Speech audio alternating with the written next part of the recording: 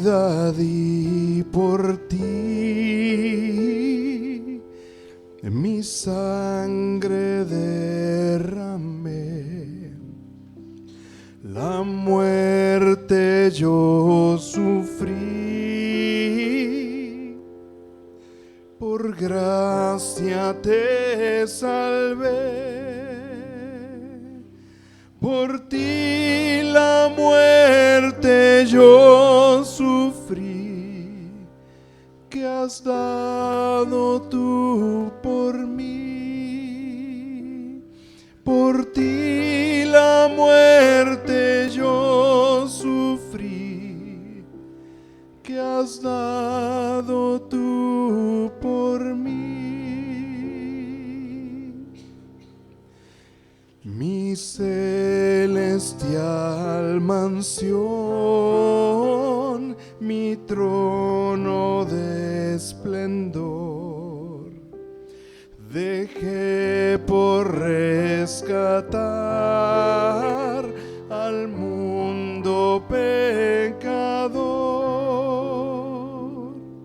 Si todo yo dejé por ti, ¿qué dejas tú por mí? Si todo yo dejé por ti, ¿qué dejas tú por mí? Reproches y aflicción y angustia yo sufrí, la copa amarga fue que yo por ti bebí, insultos yo por ti sufrí, que sufres tú por mí. Insultos yo por ti sufrí, que sufres tú por mí. De mi celeste hogar te traigo el rico don del Padre Dios y amor, la plena salvación. Mi don de amor te traigo a ti, que ofreces tú por mí. Mi don de amor te traigo a ti, que ofreces tú por mí. Mi don de amor te traigo a ti, que ofreces tú por mí. Mi don de amor te traigo a ti, que ofreces tú por mí.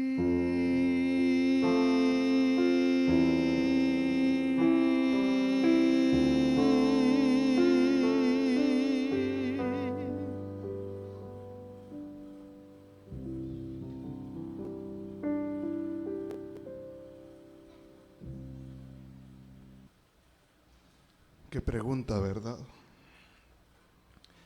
Dichosos los que aman al Señor Jesús con amor inagotable. Abrimos nuestras Biblias en Mateo capítulo 17, por favor, versículos 1 al 7, por favor. Y voy a enfocarme en el versículo 5 esta mañana. Por favor, Mateo 17, versículos 1 al 7. Dice así: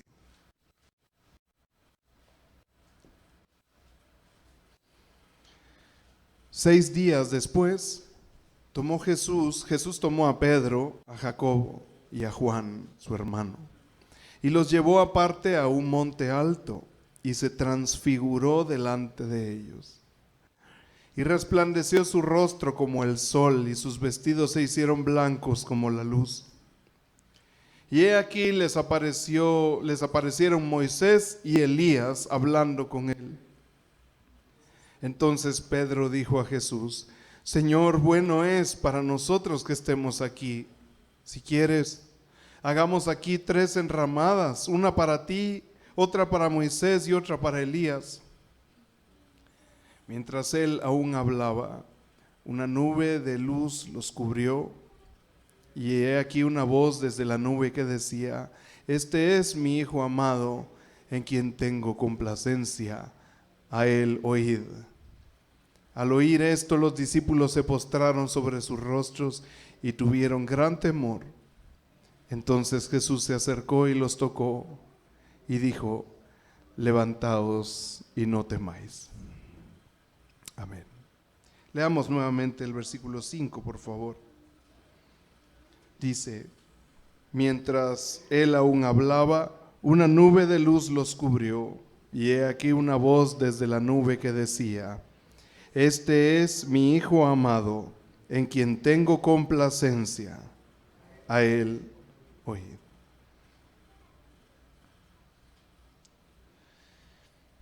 Quiero enfocarme en estas gloriosas palabras que Dios Padre dijo desde el cielo en aquella ocasión acerca de su Hijo. Este es mi Hijo amado, en quien tengo complacencia, a él oíd. Hay muchas cosas que se pueden decir de este momento en la historia. Los apóstoles se refirieron a este hecho, a este evento de una manera particular. Allá, por ejemplo, el apóstol Pedro, en la segunda carta del apóstol Pedro, en el capítulo 1,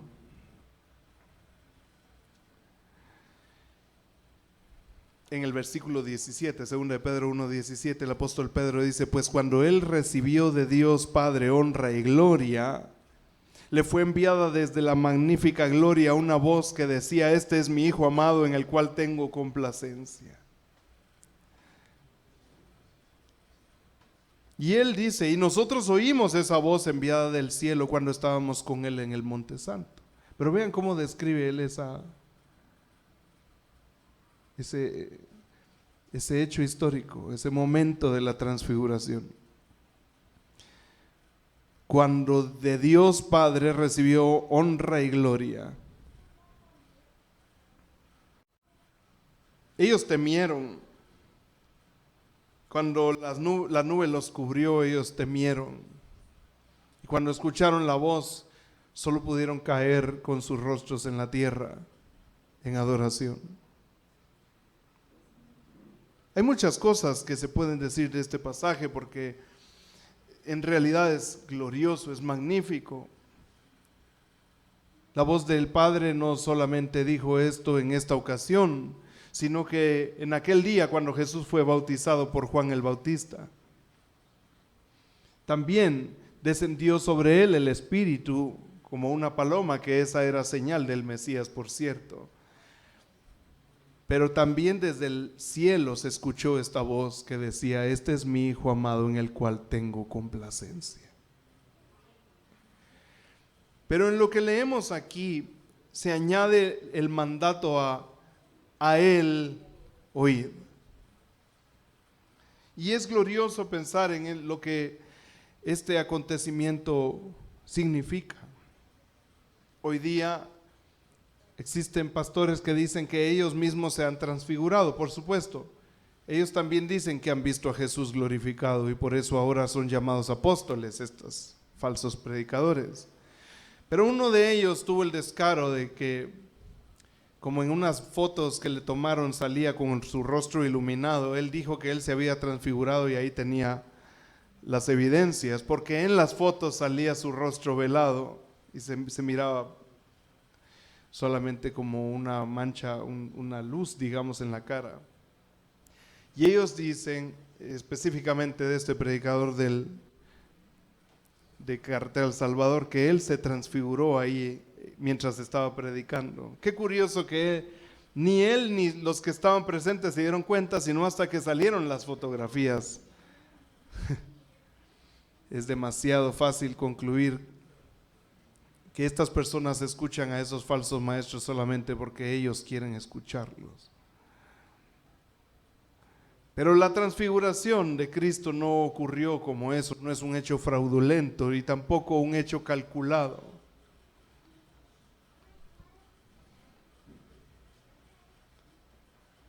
El texto nos dice que los apóstoles tuvieron miedo.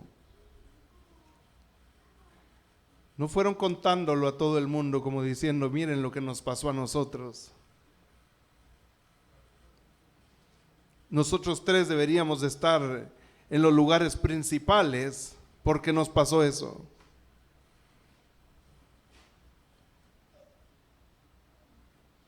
No fueron a los reporteros de aquel tiempo y a las autoridades civiles para decir, miren, a nosotros nos pasó esto. Tenemos que unir el Estado con la iglesia y nosotros seremos la cabeza de la iglesia. No. Ellos temieron. Es más, Mateo nos narra que cuando Pedro empezó a hablar, fue interrumpido por la voz de Dios. ¡Qué gloriosa interrupción! Sería maravilloso que Dios nos interrumpiera más seguido cuando nosotros hablamos tonterías. Sin embargo, lo que Pedro dijo era una verdad, era bueno para ellos, lo que estaba ocurriendo era maravilloso para ellos. Cualquiera de nosotros pudo haber dicho eso. Y cualquiera de nosotros pudiera haber cometido el error de hablar más de la cuenta en una situación como esa. Él quería hacer un tabernáculo, una enramada, lugar de adoración para Jesús, para Moisés y para Elías. Pero en esto vemos que en realidad los planes de los hombres no interesan cuando Dios habla. Dios interrumpió a Pedro y le dijo, esta es mi voluntad. Sería maravilloso también aprender que cuando nosotros le estamos pidiendo a Dios nuestra voluntad todos los días mientras oramos, Dios nos está tratando de decir cuál es su voluntad por medio de su palabra y nosotros deberíamos de escuchar. Porque la voluntad que es perfecta es la de Él y la nuestra no. Hay muchas cosas que decir. Quisiera yo incluso magnificar el hecho y tratar de expresar con palabras adecuadas la gloria que pudo haber ocurrido en ese momento o que pudieron haber visto los apóstoles. Yo le decía al Señor, Señor, yo quisiera tener palabras como de poeta, de un grandioso poeta para poder describir. Y le decía, sin embargo, me faltan, no es posible para mí, no es posible, no podía yo de ninguna manera ponerme a describir la gloria que los apóstoles vieron. Así es que no quise hacerlo. Pero mientras meditaba en este pasaje, entendí que lo más importante es comprender las palabras de Dios en ese momento. Algunos dicen que es muy probable que en la transfiguración esté la ley y los profetas representados en Moisés y Elías. Y ambos rodeando a Cristo, que es el centro de toda la revelación de Dios. Y si pensamos un poco más allá, encontraremos cosas gloriosas, siempre y cuando no nos salgamos de la verdad de la Escritura. Así es que he decidido meditar en estas palabras del versículo 5, porque en realidad tienen mucho que ver con nosotros. Debo decirles, amados hermanos, que el hecho de la transfiguración da a los apóstoles Pedro, Juan y Jacobo suficiente autoridad para que nosotros los escuchemos y no dudemos de sus palabras.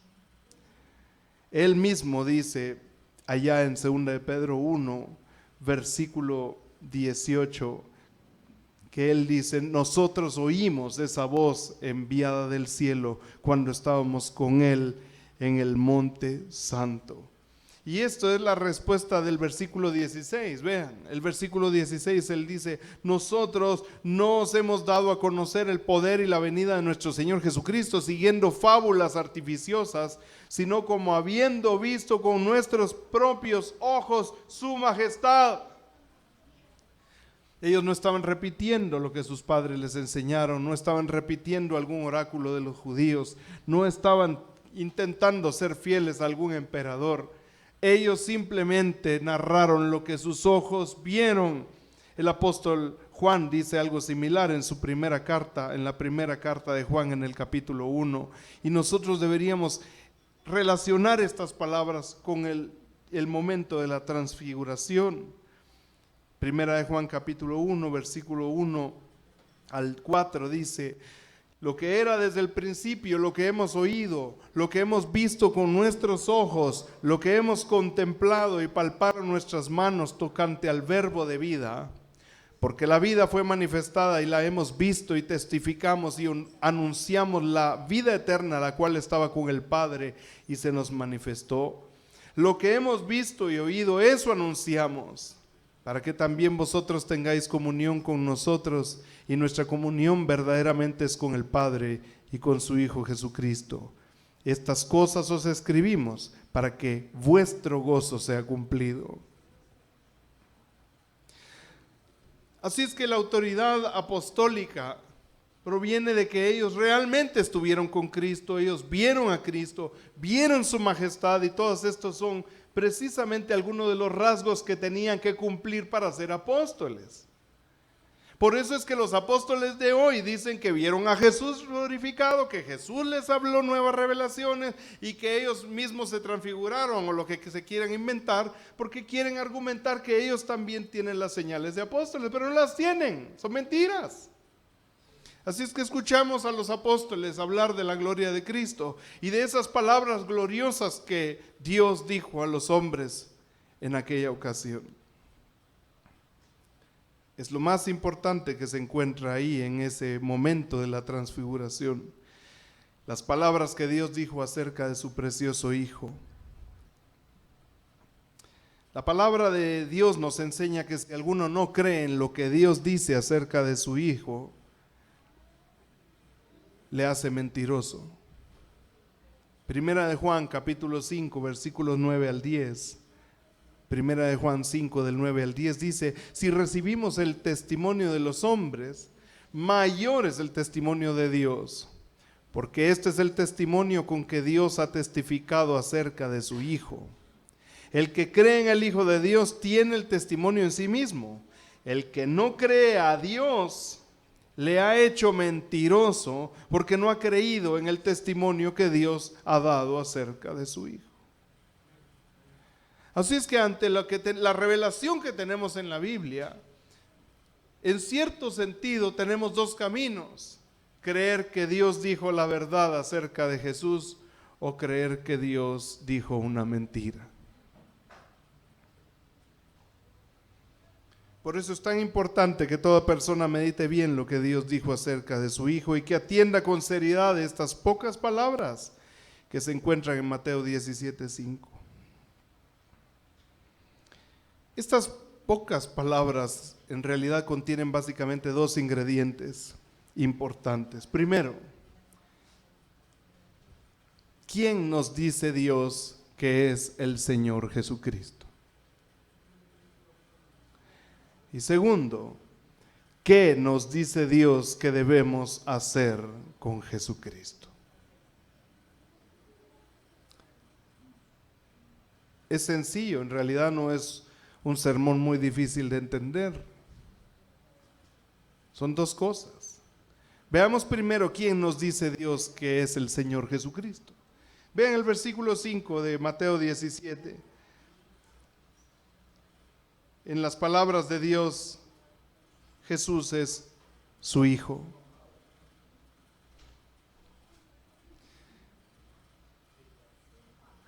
La palabra que aparece ahí es mi Hijo. No aparece otra palabra. Algunos incrédulos dicen que no hay que creer que Jesús es Dios, porque en realidad aquí hijo se usa en un sentido diferente y en realidad simplemente está hablando de aquel título de Isaías en la que dice que es Jesús el siervo de Dios el que iba a venir. Entonces al decir hijo en realidad se refiere a siervo. Pero amados hermanos, eso no ocurre en ninguna parte del Nuevo Testamento, que alguien quiera decirle hijo a un esclavo, o que alguien diga de alguien que es su hijo, pero en realidad lo que quiere decir es que es su esclavo. Y tampoco al revés, que alguien quiera decir que alguien es su esclavo, pero le llama hijo para que pues todos entiendan que es su esclavo. No, eso no aparece en la Escritura. El término hijo es tan distante del término esclavo, tan distante y tan claramente definido en la Escritura. Para nosotros quizá no es tan definido, porque en nuestro tiempo la esclavitud ha sido abolida, es condenada por la sociedad, pero en aquellos tiempos la esclavitud era el pan diario de todo el mundo. En aquel tiempo o uno era esclavo o era libre, punto. Así se podía definir a la población. De manera que estos términos eran muy claros para ellos.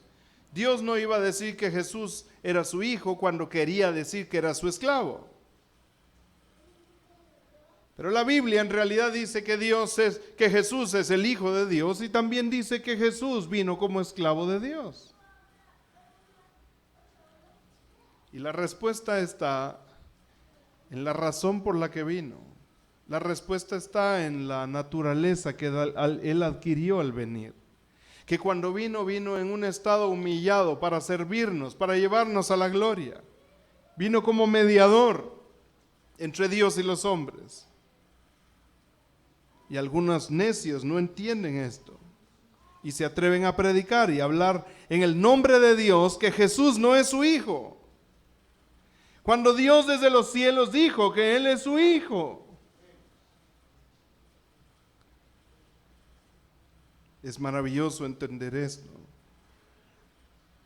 Porque básicamente lo que aparece en Mateo 17:5 es que tenemos que creer correctamente las cosas concernientes al Hijo de Dios. Por decirlo de una manera técnica, tenemos que tener una cristología correcta. El que no habla del verdadero Hijo de Dios está hablando de un falso Dios. Es un hereje, es un mentiroso, no está usado por el Espíritu Santo. Y si alguno cree en un falso Cristo, no irá al cielo, sencillamente no irá. Así es que Dios se apunta a Jesucristo y dice, este es mi Hijo. Nosotros no podemos ir por la vida pensando que iremos al cielo mientras no creemos que Jesús es el Hijo de Dios, mientras tengamos dudas, mientras pensemos con los gnósticos que que el Cristo es un eón de luz de conocimiento que vino y tomó el cuerpo de un tal Jesús. Tampoco podemos andar por ahí, como mencionan los testigos de Jehová, diciendo que Jesús no es el Hijo de Dios, es creación y que no es el Logos del Padre, como la Escritura lo define.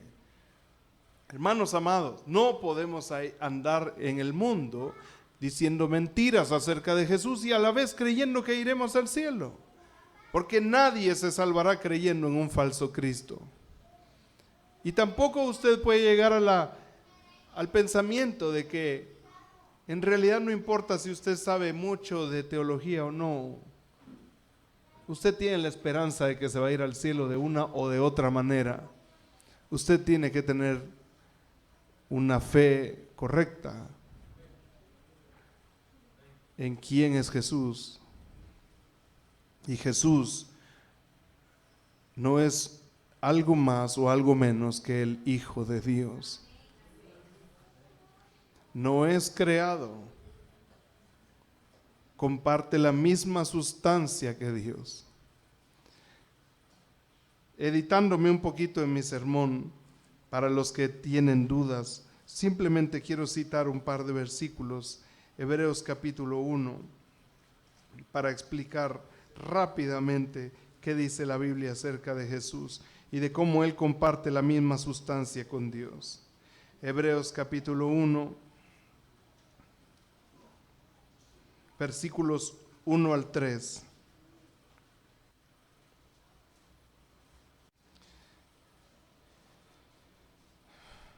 Y dice: Dios, habiendo hablado muchas veces y de muchas maneras en otro tiempo a los padres por los profetas, en este tiempo final, postrero, en estos postreros días, nos ha hablado por el Hijo, diciendo así que Él es el clímax de la revelación, es lo último de la revelación de Dios.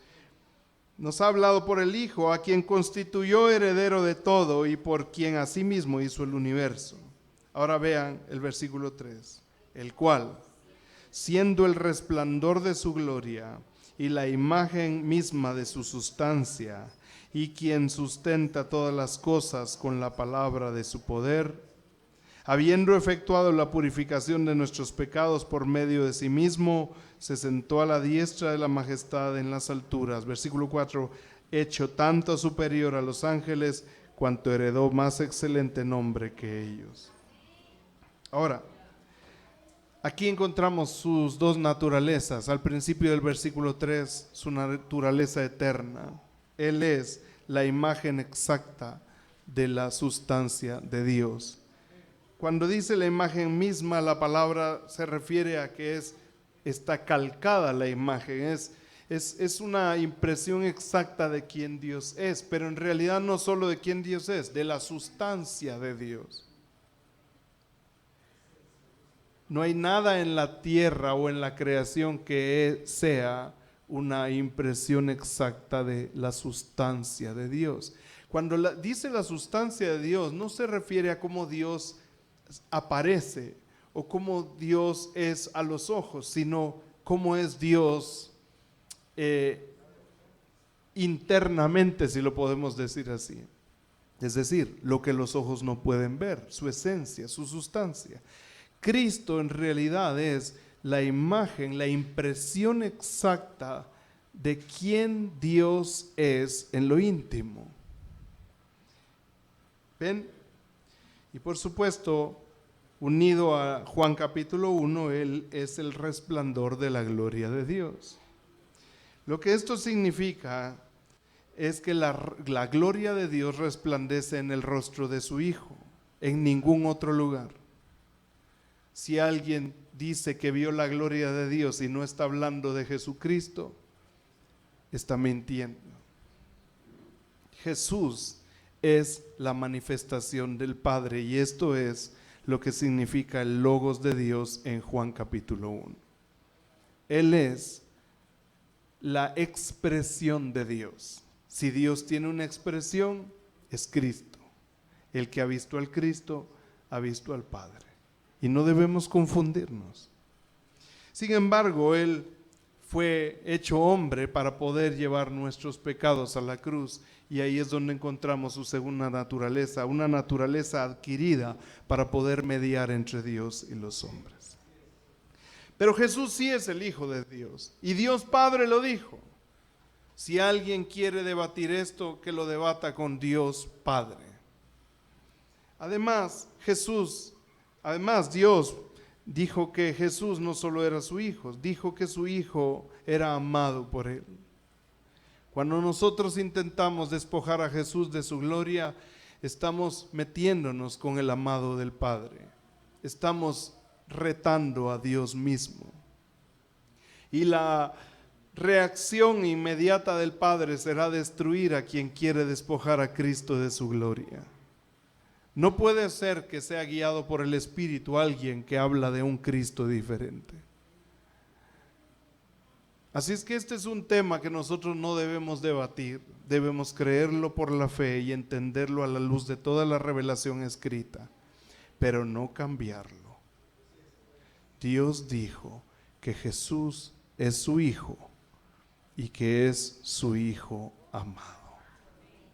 Además, dice Él, añade Él, que en Jesús está la complacencia de Dios. En Él está mi complacencia, nos dice Dios acerca de Jesús. Esta expresión debemos entenderla de la siguiente manera: que Dios no se complace con nada más que con su propio Hijo. Él vio que la creación era buena porque fue por medio del Hijo quien la hizo. Pero la creación sin el Hijo no es nada, no sirve para nada y está pronta a ser destruida. Por eso es que Dios envió a su Hijo para que todos tengan vida y la tengan en abundancia. Porque solamente aquellos que estén en Jesús tendrán la vida eterna. La complacencia del Padre no está en una persona, está solamente en Cristo. Y debo decir dos cosas acerca de esto. Primero, callar la boca de los que piensan que ellos complacen al Padre obedeciendo una que otra ley de la Biblia. Muchos de nosotros tenemos la tendencia a sentirnos mejor cuando obedecemos algo de la Biblia y a sentirnos mal cuando desobedecemos algo de la Biblia. Y esa es nuestra conciencia acusándonos. Pero en realidad es terrible pensar que uno puede agradar al Padre porque cumplió unos cuantos mandamientos, mientras incumplió un montón de mandamientos. Es una tontería, es una locura. Por eso aquellos que dicen que la maldición de Dios está sobre ustedes porque no diezman, están pecando en realidad, porque solamente están tomando uno de los mandamientos del Antiguo Testamento y aplicándolo a la iglesia de este tiempo. Dice, la maldición de Dios está sobre usted si no diezma. Eso es mentira. La maldición está sobre usted porque usted ha quebrantado la ley todos los días de su vida. Y el diezmo quizás solamente es un punto de los que usted ha quebrantado.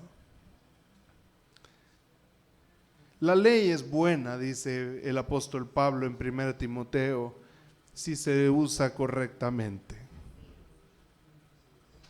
Pero si se usa incorrectamente. Los judíos tenían una tendencia a andar buscando en la ley y los profetas sus genealogías, de dónde venimos, para asegurarse si eran pueblo de Dios o no.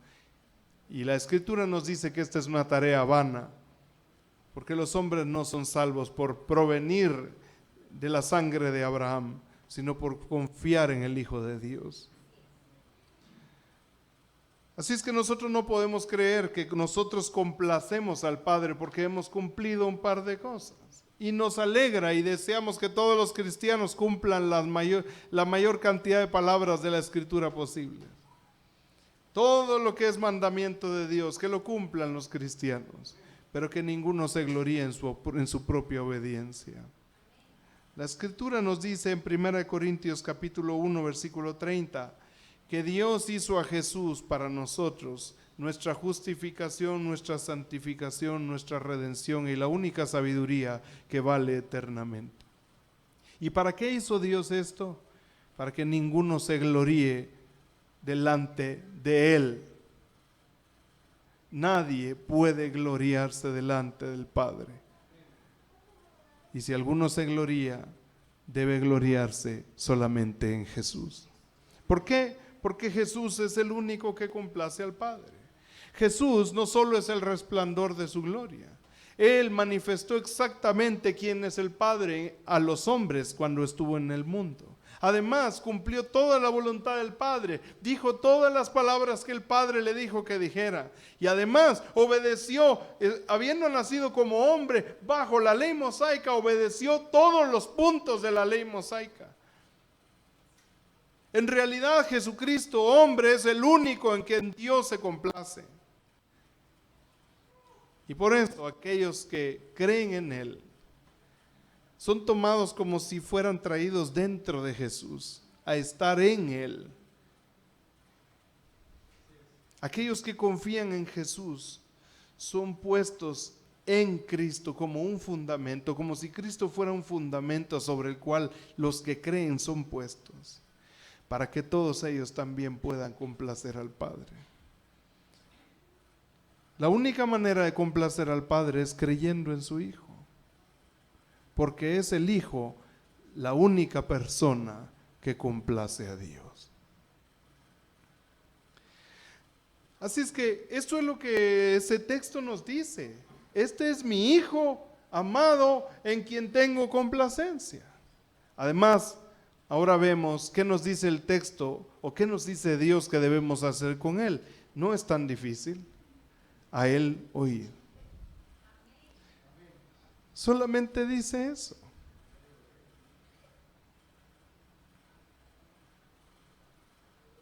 Lo que nosotros tenemos que dedicarnos a hacer es a escudriñar lo que Dios hizo, entenderlo, aprenderlo, obedecer lo que Jesús dijo. Por eso son tan valiosas las cartas de todos los apóstoles, porque nos dicen que Jesús dijo.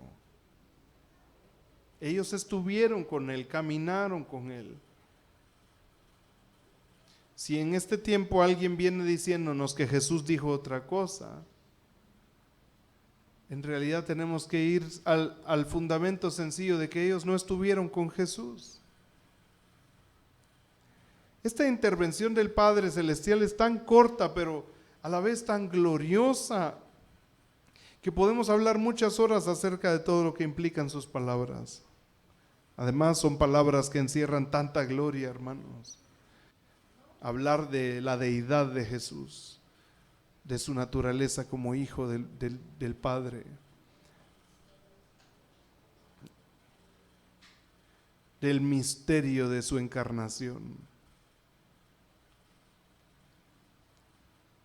de la profundidad del amor del Padre hacia el Hijo.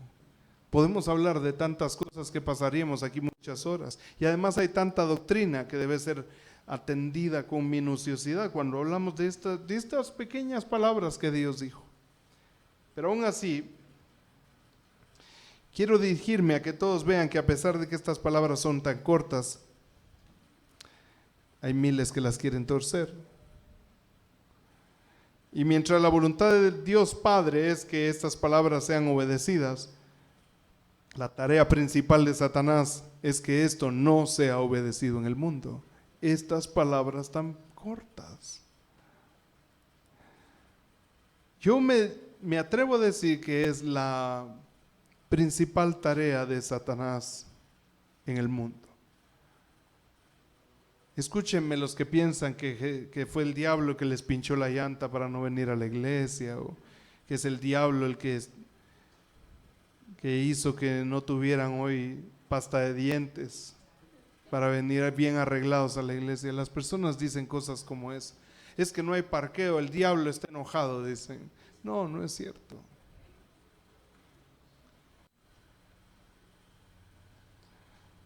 La principal tarea de Satanás es que estas palabras no sean creídas y obedecidas en el mundo. Veamos primero que la voluntad de Dios es que estas palabras sean creídas y obedecidas. Primero, Él dice quién es Jesús y después dice qué debemos hacer con Él. Hay que escucharlo. Entonces, básicamente Dios nos llama a poner la atención en quién es Jesús y a poner atención a sus palabras, a creer en quién es Él y a creer a sus palabras, ¿sí? Pero hablando primero de que debemos de creer en el Señor Jesucristo tal y como el Padre nos lo ha revelado, Juan capítulo 6 versículos 27 al 19 dice lo siguiente. Jesús dijo, Juan 6, 27 al 29, trabajad, no por la comida que perece, sino por la comida que a vida eterna permanece, la cual el Hijo del Hombre os dará, porque a este señaló Dios el Padre. Entonces le dijeron, ¿qué debemos hacer para poner en práctica las obras de Dios? Respondió Jesús y les dijo, esta es la obra de Dios, que creáis en el que Él ha enviado. Ven, si alguien quiere agradar al Padre, debe creer en Jesús, tal y como la Biblia lo revela, tal y como Dios habló de Él. Deben creer que Jesús es Hijo de Dios, deben creer que Jesús es el amado del Padre, deben creer que Jesús es el único que complace al Padre. Deben creer lo que Dios dijo de su Hijo. Deben creer que Jesús fue enviado por el Padre. En primera de Juan, y en la primera epístola de Juan, ya casi al final de la Biblia, en el capítulo 5, versículos 6 al 10, dice lo siguiente: este es Jesucristo que vino mediante agua y sangre. No mediante agua solamente, sino mediante agua y sangre. Y el Espíritu es el que da testimonio, porque el Espíritu es la verdad. Porque tres son los que dan testimonio en el cielo: el Padre, el Verbo y el Espíritu Santo, y estos tres son uno. Y tres son los que dan testimonio en la tierra: el Espíritu, el agua y la sangre, y estos tres concuerdan, es decir, no se contradicen. Si recibimos el testimonio de los hombres, mayor es el testimonio de Dios. Porque este es el testimonio con que Dios ha testificado acerca de su Hijo. El que cree en el Hijo de Dios tiene el testimonio en sí mismo. El que no cree a Dios le ha hecho mentiroso, porque no ha creído en el testimonio que Dios ha dado acerca de su Hijo. Ya ven las implicaciones. Hay que creerle a Dios. Hay que creer lo que Dios dijo de su Hijo. Esta es la voluntad de Dios. Jesús lo dijo claramente: la voluntad del Padre es que crean en mí, que crean al que Él envió. Pero también debemos creer a sus palabras, debemos escuchar y obedecer sus palabras. Veamos cómo la Biblia nos dice que realmente la voluntad de Dios es que nosotros solamente escuchemos las palabras de Cristo. Primera de Timoteo capítulo 6 versículo 3 al 5 dice lo siguiente: si alguno enseña otra cosa y no se conforma a las sanas palabras de nuestro Señor Jesucristo y a la doctrina que es conforme a la piedad, está envanecido, nada sabe y delira acerca de cuestiones y contiendas de palabras, de las cuales nacen envidias, pleitos, blasfemias, malas sospechas, disputas necias de hombres corruptos de entendimiento y privados de la verdad, que toman la piedad como fuente de ganancia. Apártate de los tales. Los divisores de la iglesia no son los que se aferran a las palabras de Jesús, son los que predican otra cosa. Aunque sean tan populares hoy, porque hoy el que se aferra a la sana doctrina es un divisor. Pero la Biblia dice lo contrario. Ellos son los divisores. Han metido cualquier cantidad de contiendas de palabras y han metido cualquier cantidad de falsas doctrinas a la iglesia, que han hecho que millones les crean y que lo que hoy se dice que es iglesia en realidad no sea iglesia, y que los que predican la verdad sean tomados como divisores. Pero la Biblia dice que debemos apartarnos de los que no se conforman con las sanas palabras del Señor Jesucristo. Además, en Lucas capítulo 6, el Señor Jesús dice lo siguiente: Lucas 6, 47 al 49. Todo aquel que viene a mí y oye mis palabras y las hace, escuchen, oye mis palabras y las hace, os indicaré a quién es semejante. Semejante es al hombre que al edificar una casa cavó y ahondó y puso el fundamento sobre la roca. Y cuando vino una inundación, el río dio con ímpetu contra aquella casa, pero no la pudo mover porque estaba fundada sobre la roca. Mas el que oyó y no hizo, semejante es al hombre que edificó su casa sobre la tierra, sin fundamento, contra la cual el río dio con ímpetu y luego cayó, y fue grande la ruina de aquella casa. Escuchen, hermanos amados. Juan capítulo 10 dice que las ovejas de Cristo lo escuchan a Él y no escucharán a nadie más. En realidad, el que escucha a Cristo y pone por obra las palabras de Cristo, en realidad es como si hubiera cavado hondo y hubiera puesto cimientos tan fuertes sobre los cuales puso un fundamento tan sólido y sobre el cual puso su vida de tal forma que esa persona no va a ser conmovida aunque vengan los fuertes vientos. Una persona que ha puesto su confianza en las palabras de Cristo jamás será conmovido de ese lugar.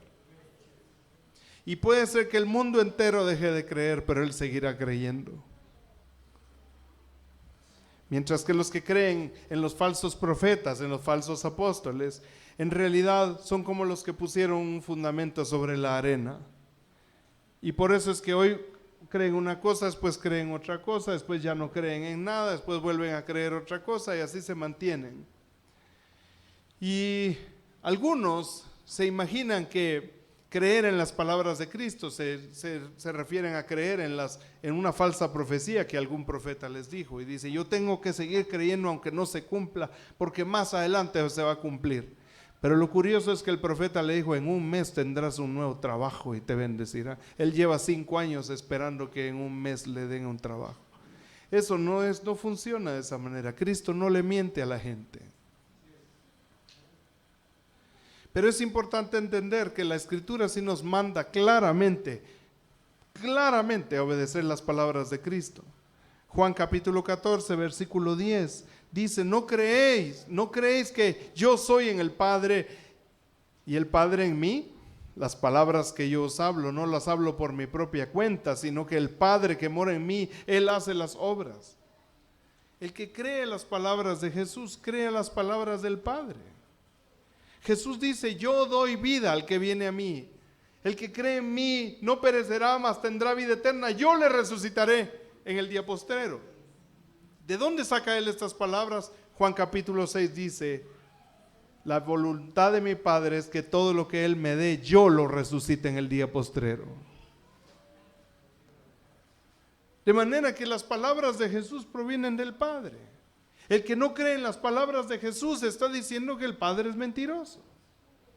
Así es que el Padre nos está diciendo que creamos en su Hijo, que Él es su Hijo, que Él es su amado, que en Él está su complacencia, y además la palabra de Dios nos dice que debemos oír a su Hijo, a nadie más. Pero ahora veamos que la obra principal de Satanás es que estas palabras no sean obedecidas.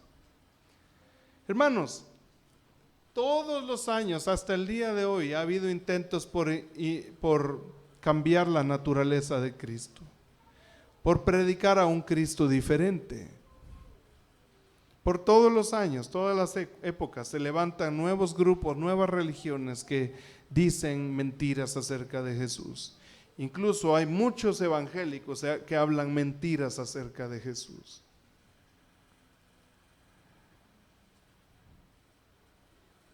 La tarea de Satanás es verdaderamente fuerte. Si no fuera por la obra del Espíritu, nosotros también seríamos engañados.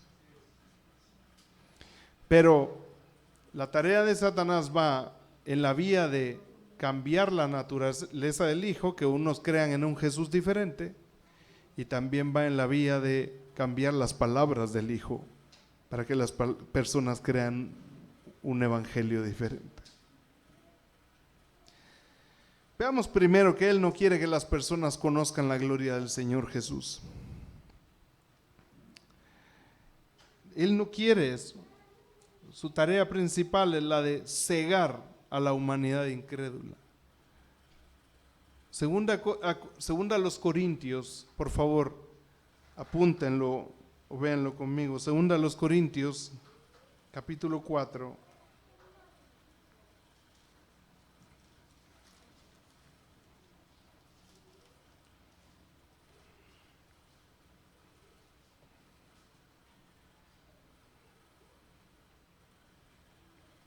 Versículo 3 y 4. Segunda a los Corintios capítulo 4, versículos 3 y 4 dice: pero si nuestro evangelio está aún encubierto, entre los que se pierden está encubierto. Porque él viene argumentando que ellos han sido completamente honestos. Han dado todo el mensaje de Dios. Ellos no han escondido nada como hacen algunos falsos maestros. No, ellos no escondieron nada. Pero si nuestro evangelio aún está encubierto, entre los que se pierden está encubierto, en los cuales el Dios de este siglo cegó el entendimiento de los incrédulos para que no les resplandezca la luz del evangelio de la gloria de Cristo. Ahora, vean rápidamente que el evangelio que predicamos es el evangelio de la gloria de Cristo. Es decir, es un evangelio que glorifica a Jesús. Es un evangelio que anuncia que porque Cristo es quien es, podemos ser salvos en Él.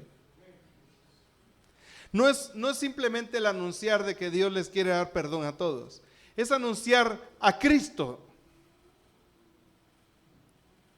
y que los hombres crean en Él para que Él los salve. Pero lo que está haciendo Satanás es cegar el entendimiento de los incrédulos para que no le resplandezca la luz de la gloria del Evangelio o la luz del Evangelio de la gloria de Cristo. Para que no vean la gloria del Hijo y no se salven. Para que el Hijo no sea glorificado.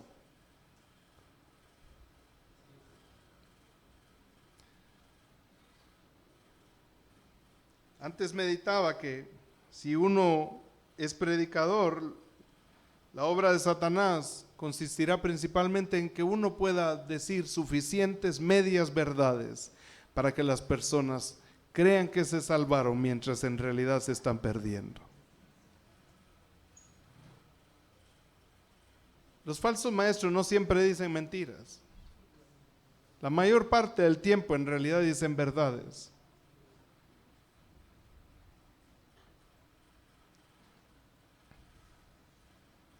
Y entonces algunos dicen, es que yo lo escucho porque hay cosas que dice que son buenas. Es que ese no es el problema.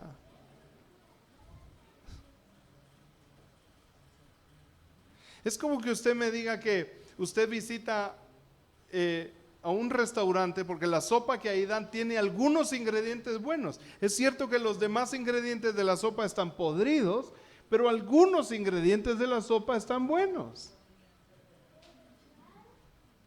No tiene ningún sentido. O nos dan al Cristo de Dios o no nos dan nada.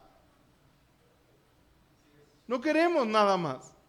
A otro no escucharemos.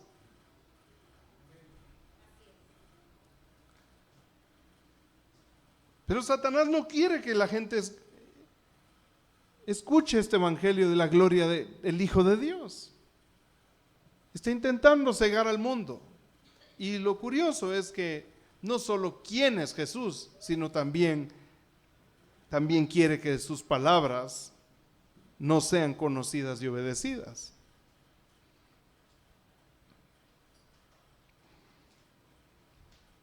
Y para eso usa falsos maestros. Los falsos maestros no solo tuercen la palabra, como lo vimos en 1 Timoteo capítulo 6, sino que también tuercen la naturaleza de Jesús. Hablan de un Jesús diferente.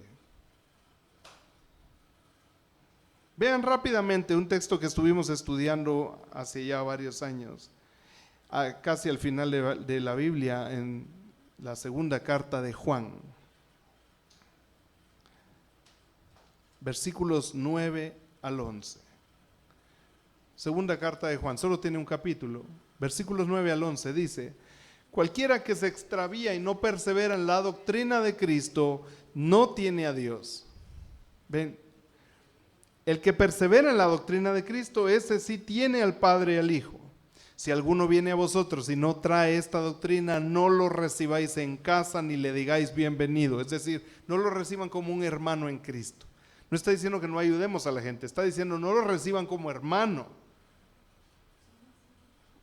Porque el que le dice bienvenido, participa en sus malas obras.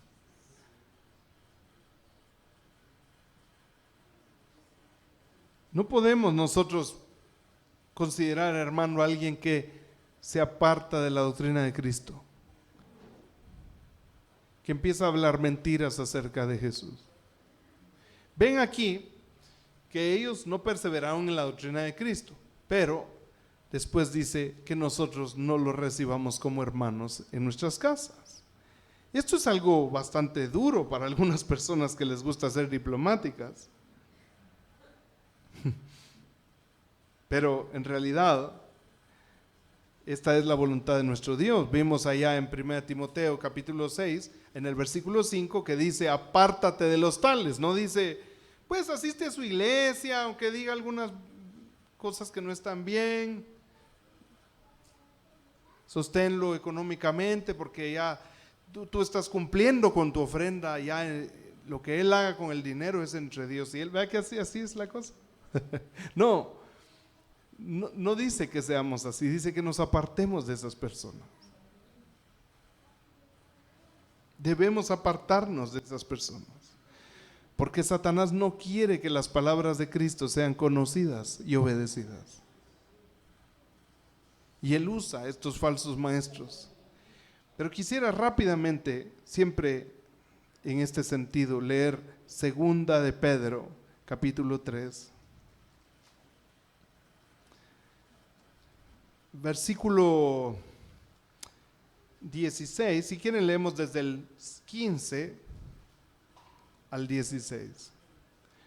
Está hablando de las profecías del fin de los tiempos, pero al final de la palabra verdadera, y dice: y teniendo entendido que la paciencia de nuestro Señor es para salvación, como también nuestro amado Pablo, hermano Pablo, según la sabiduría que le ha sido dada, os ha escrito, casi en todas sus epístolas, hablando de ellas, en ellas de estas cosas. Ahora vean, por favor, entre las cuales hay algunas difíciles de entender, las cuales los indoctos y los inconstantes tuercen, como también las otras escrituras, para su propia perdición. Ahora vean el versículo 17. Así que vosotros, oh amados, sabiéndolo de antemano, guardaos, no sea que arrastrados por el error de los inicuos, caigáis de vuestra firmeza. La tarea de Satanás es verdadera, es seria.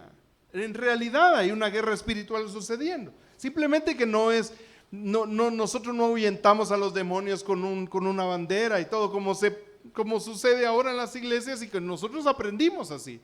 Pero no es así, nosotros fuimos engañados. Así no se puede hacer la obra de Satanás. Es imposible. Él se ríe de los que piensan eso, los tiene ciegos.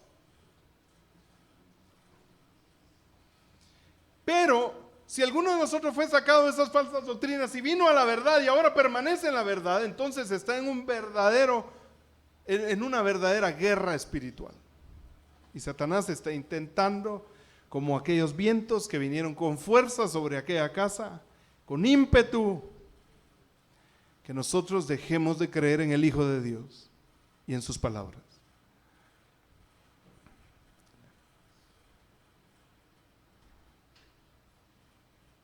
Pero veamos las implicaciones de creer en un Cristo falso o de creer palabras falsas. Primera de Juan 5, versículos 11 al 12, mientras antes dice que, en el 11 dice que el que no cree al Padre le ha hecho mentiroso. Vean lo que dice el 11, Primera de Juan 5, 11, y este es el testimonio que repite el Padre, el Verbo y el Espíritu, el testimonio que repite el Espíritu, el agua y la sangre. El único testimonio que el hombre debe entender es que Dios nos ha dado vida eterna y esta vida está en su Hijo. En su Hijo, no en otra persona. El que tiene al Hijo tiene la vida, y el que no tiene al Hijo de Dios no tiene la vida. ¿Ven las implicaciones de creer en un falso Cristo? El discernimiento no es tanto, decía nuestro hermano Charles Spurgeon, no es tanto saber la diferencia entre la verdad y la mentira, sino saber la diferencia entre la verdad y la casi verdad. Una persona que tiene discernimiento logra encontrar las mentiras encubiertas detrás de un sermón que parece sano.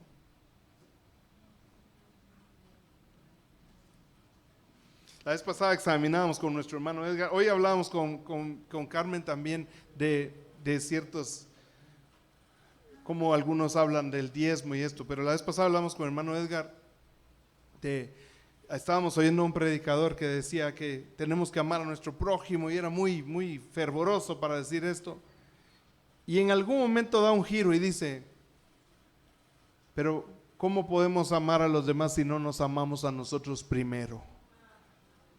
¡Pum! Ahí está. Y miles no detectan esa mentira. Nosotros nos hemos amado siempre. Lo que tenemos que hacer es morir a nosotros mismos y amar a nuestro prójimo como ya nos amamos a nosotros mismos. No, regresar a amarnos más, aumentar nuestra autoestima para que aprendamos a amar a los demás, eso es una mentira satánica. Pero es increíble cómo los falsos la meten una dulzura y una capacidad que muy pocos logran comprender, discernir. Podría seguir aquí dando ejemplos de cómo he oído predicadores que de repente, una vez escuché allá al de la zona 5, aquel que dice que es apóstol, decía, estaba hablando de aquella parte en la que la escritura está Elías esperando agua, quizás recuerdan, y que enviaba a su siervo Giesi a buscar si ya había una señal de que iba a haber agua. Entonces, después de la séptima vez, creo yo, regresa Giesi y dice, vi una nube como la palma de una mano. Él venía narrando simplemente la historia y de repente para y dice, ya ven, ahí están los 5 ministerios.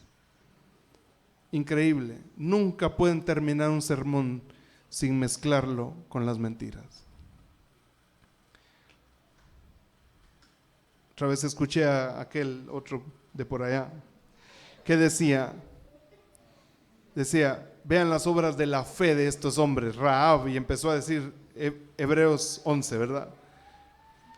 Y todo lo que hizo Rahab, y cuando dijo Rahab hasta se puso a llorar, miren, es una ramera y esto, y toda la gente llorando con él, y las obras de la fe, y de repente cambia, da el giro y dice, ¿cuáles van a ser tus obras de fe? ¿Dónde están tus empresas? ¿Dónde está? Y empieza a hablar del mundo y de las cosas que están en el mundo. Una vez escuché un magnífico maestro, yo creo que es todavía más difícil de detectar para algunos, magnífico.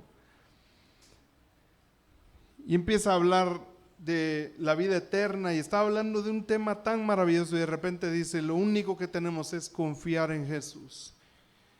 Y de repente dice, y no se olviden del sábado. Es impresionante. Nunca pueden dejar de mezclar.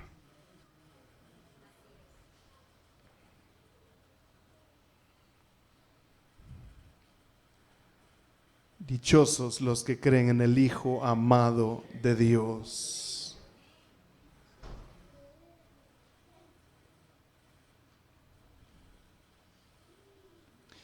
En Mateo 16, del 13 al 20, encontramos una narración en la que vemos la bienaventuranza de los apóstoles, de los discípulos de Jesús. Mateo 16, del 13 al 20 dice, viniendo Jesús a la región de Cesarea de Filipo, preguntó a sus discípulos diciendo, ¿quiénes dicen los hombres que es el Hijo del Hombre? Ellos dijeron, unos dicen que Juan el Bautista, otros dicen que eres Elías, otros Jeremías y alguno de los profetas. Él les dijo, ¿y vosotros quién decís que soy? Al final la pregunta es personal. ¿Qué dices tú? ¿Quién dices tú que es Jesús? ¿En qué Jesús crees? Respondiendo Simón Pedro dijo, tú eres el Cristo, el Hijo del Dios viviente. Entonces respondió Jesús, bienaventurado eres, Simón, dichoso, tienes la dicha eterna, hijo de Jonás, porque esto no te lo reveló ni carne ni sangre, sino mi Padre que está en los cielos. Y yo también te digo, tú eres Pedro, y sobre esta roca edificaré mi iglesia. Ahí le cambia el nombre a Pedro. Deja de decirle Simón, ahora le dice piedra o Pedro. Pero saben, lo curioso es que él dice, y sobre esta piedra, sobre esta roca edificaré mi iglesia. No se refiere a él, sino a la verdad en la que Pedro había descansado. Toda la iglesia ha sido edificada sobre la roca de que Cristo es el Hijo de Dios. El que predica un Cristo diferente no está en el edificio, es un falso maestro, es alguien que no ha sido salvado y no es guiado por el Espíritu Santo. Y las puertas del Hades no pueden prevalecer contra la iglesia que cree que Cristo es el Hijo del Dios viviente. Y a ti te daré las llaves del reino de los cielos, y todo lo que atares en la tierra será atado en los cielos, y todo lo que desatares en la tierra será desatado en los cielos. Entonces mandó a sus discípulos a que a nadie dijesen que él era Jesús el Cristo. En estos dos versículos hay algo bien interesante. No significa que Pedro tiene las llaves para que podamos entrar en el cielo, como aparecen en los dibujos cómicos, sino que se refiere al evangelio. A ellos les dio el evangelio que puede hacer que un hombre entre o no entre al reino de los cielos. Y después les dice que no le digan a nadie que Él es el Cristo, porque si alguien lo cree y si alguien lo dice, debe ser por revelación del Padre Celestial. Son dichosos los que creen en Jesús, pero también son bienaventurados los que obedecen sus palabras. Y con esto voy terminando, porque en Juan capítulo 6, versículos 65 al 69 dice lo siguiente. Juan 6, 65 al 69 dice: y dijo, por esto os he dicho que ninguno puede venir a mí si no le fuere dado el Padre. Y desde entonces muchos de sus discípulos volvieron atrás y ya no andaban con él. Dijo entonces Jesús a los 12: ¿queréis acaso iros vosotros también? Le respondió Simón Pedro y le dijo: Señor, ¿a quién iremos? Tú tienes palabras de vida eterna. Y nosotros hemos creído y conocemos que tú eres el Cristo, el Hijo del Dios viviente.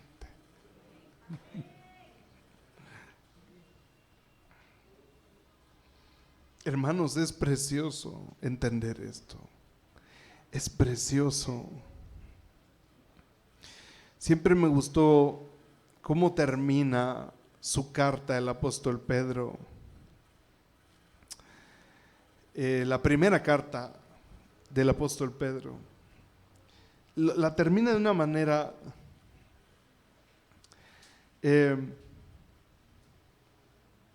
particular.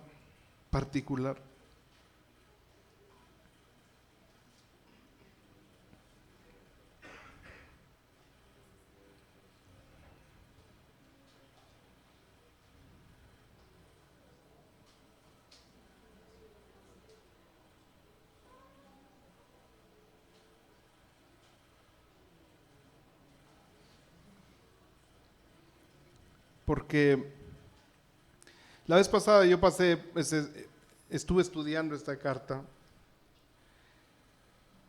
y me llamó mucho la atención de que alguien pudiera pensar que esa era solo la voluntad de Pedro o que fueran solo sugerencias, pero él termina su carta ahí diciendo en 1 Pedro 5, versículo 12: por conducto de Silvano, es decir, por medio de Silvano, a quien tengo por hermano fiel, os he escrito verdaderamente, amonestándoos y testificando que esta es la verdadera gracia de Dios en la cual estáis. Qué descanso para sus lectores, hermanos. Y saben que el apóstol Juan hizo algo similar. El apóstol Juan, para los que apuntan, en primera de Juan capítulo 5, pero al final de la carta,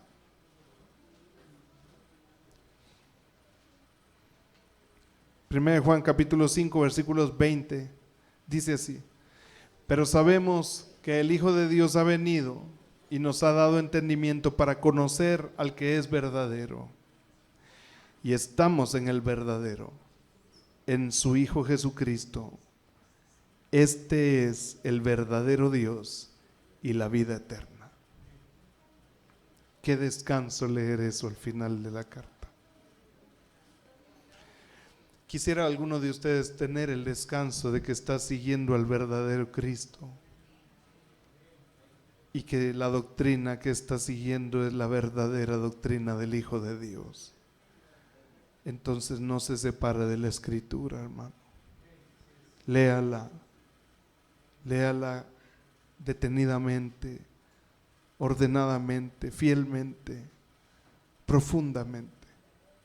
ore. Cuando no entienda algo, ore, pregunte, pero insista hasta encontrar el verdadero sentido de las palabras. Pero no se contente con cualquier Cristo, porque usted no irá a cualquier cielo.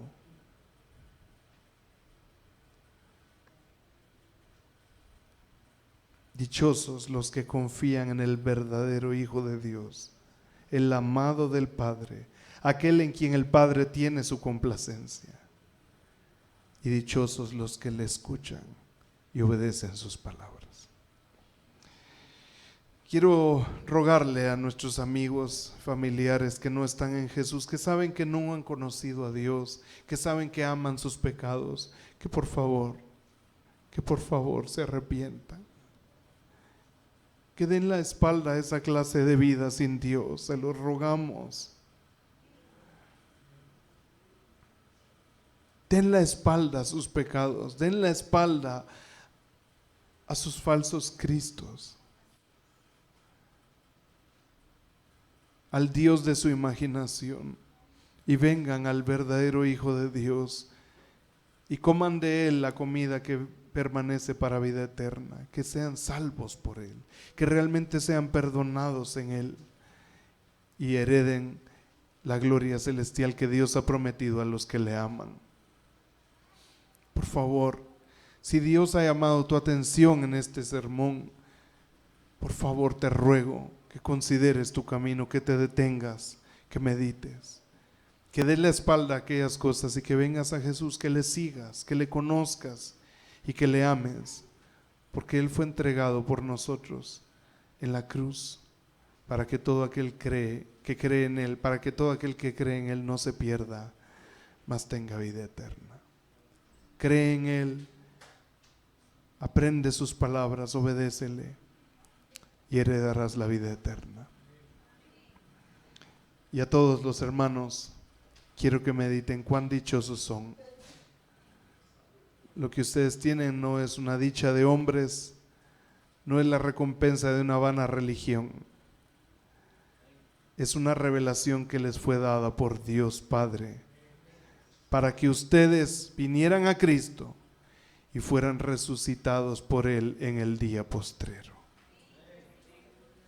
Crean, sigan creyendo aunque nadie más crea, y adórenle y ámenle, porque la gracia de Dios está con aquellos que le aman, que aman a Cristo con amor inagotable. Amén. Te damos gracias, Padre Celestial, por tan precioso Salvador, a quien sea la gloria por los siglos de los siglos.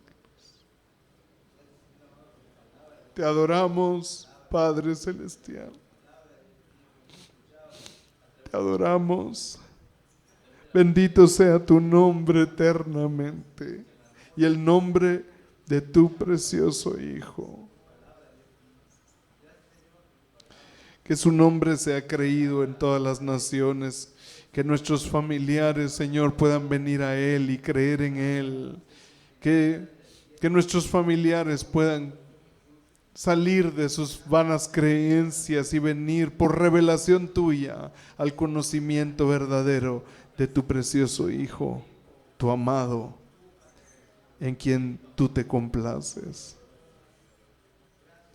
Gracias por darnos la bienaventuranza eterna de creer en Él y de ser refugiados en Él.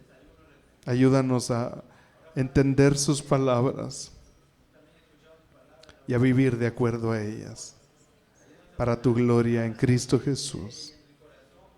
Amén.